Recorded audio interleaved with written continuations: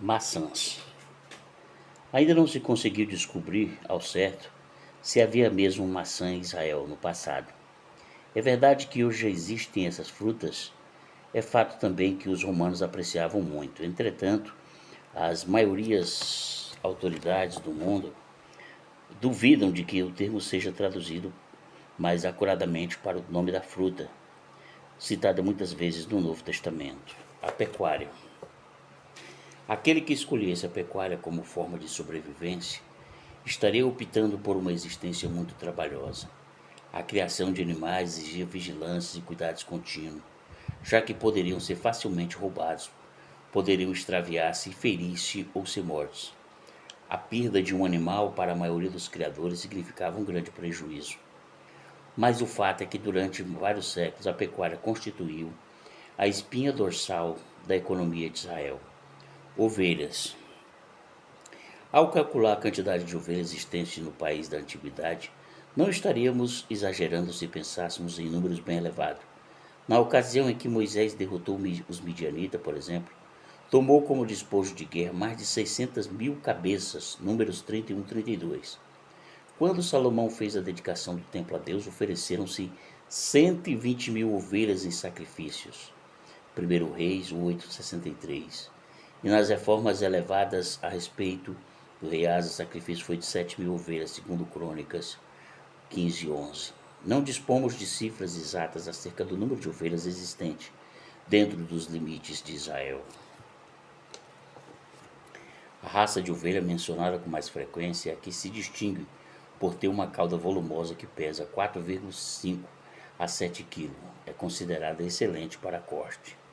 A índole desse animal varia entre dócil e lerda. Alguns fazendeiros talvez até preferissem trabalhar com outro tipo de criação.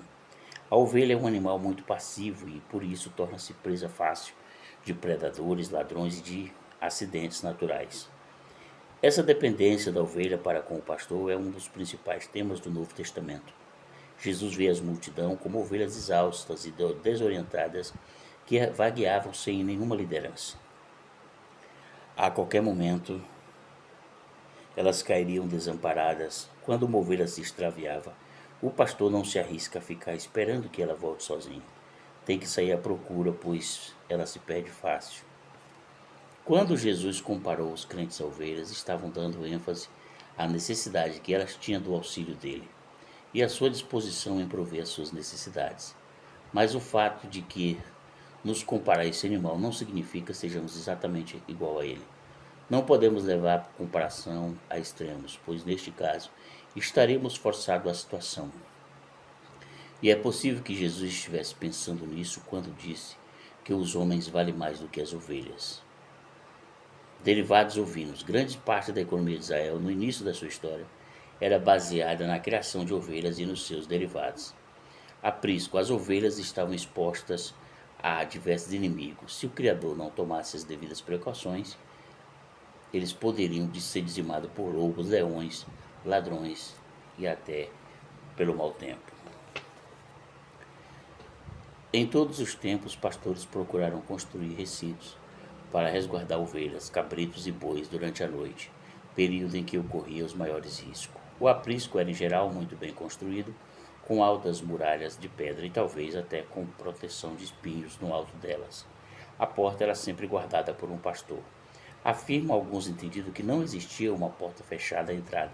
O próprio pastor era a porta. E por isso Jesus disse, falando, eu sou a porta. Pelas manhãs os pastores não tinham dificuldade para recolher suas ovelhas, misturadas com as de outros rebanhos.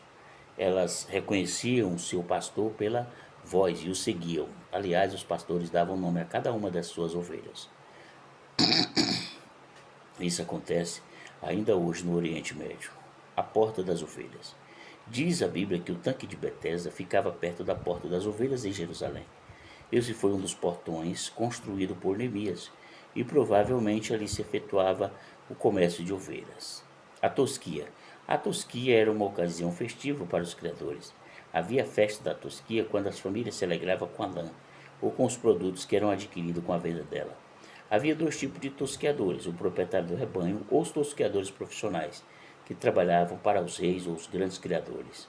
Certa ocasião, Jeú mandou matar 42 homens junto a uma casa de tosquia em Bet-Eged, segundo Reis 10 e 14. E a Bíblia fala também de um homem de Maom, tosquiador, 3.000 ovelhas no Monte Carmelo, 1 Samuel 25, o que naturalmente empregaria muitos trabalhadores.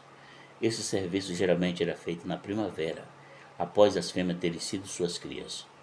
O profeta Isaías fala de ovelha como de animal silencioso e até impotente diante de seus tosquiadores. Isaías 53 e Atos 8:32.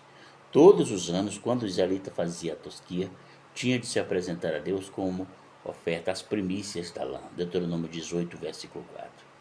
Os pastores. Existem muitas referências bíblicas à figura de Deus como nosso pastor, devido principalmente às experiências de Davi e às ilustrações de Jesus.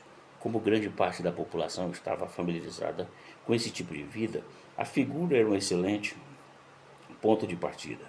Aliás, o conceito de Deus como pastor era bem antigo. O próprio Jacó, quando estava à morte, testificou que Deus fora seu pastor.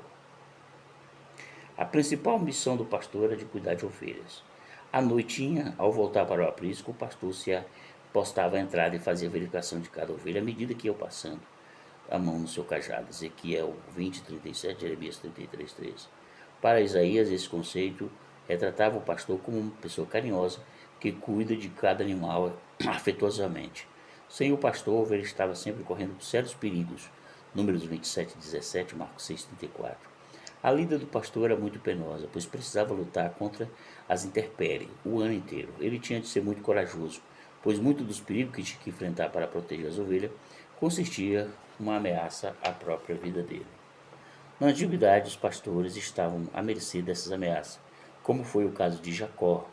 Davi também nos oferece uma descrição bem detalhada de sua vida como leão-urso para recuperar suas ovelhas. É provável que os pastores sempre portassem um ou mais tipos de armas, já que sempre se defrontava com tais perigos. O cajado era um objeto muito usado, mesmo alguns que não eram pastor gostavam de portar um. Quando os discípulos de Jesus saíam em viagem, levavam um. Contudo, houve uma ocasião em que Jesus lhe disse para não levarem. E em outra orientação a levar. Uma explicação a essa provável contradição é que no primeiro caso ele tenha dito que não levasse um bordão novo ou não munisse mais de um. O pastor usava seu cajado para diversos fins. Um deles era puxar os cordeiros para perto de si, e por isso ele tinha a ponta curvada. Ele o utilizava também para bater em possíveis agressores do rebanho, mas o cajado está associado à ideia de consolo e sugere uma ideia primitiva. Jesus se apresentou como o bom pastor e como a porta do aprisco. A disposição com que deu a vida pelas suas ovelhas não foi devidamente apreciada na época, mas foi mais tarde que Pedro, que era um dos seus amigos mais chegados, fala dele como o supremo pastor, 1 Pedro 5,4. Cabras. Como a ovelha, as cabras também tiveram durante séculos um papel importante. Elas eram de diversas variedades, brancas, negras, castanhas e malhadas. Algumas vezes, esses animais se misturavam com as ovelhas nas pastagens.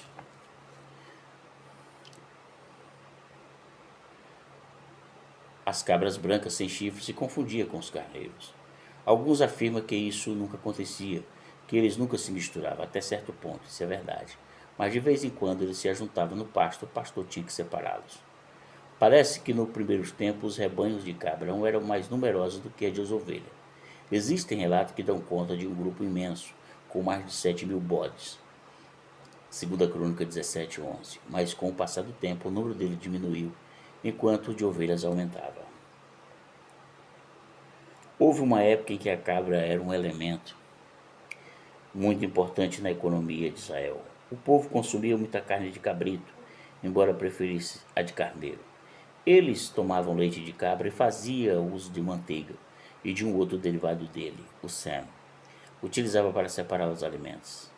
Além disso, empregava o pelo da cabra para a fabricação de artigos como casaco, barracas, tapete.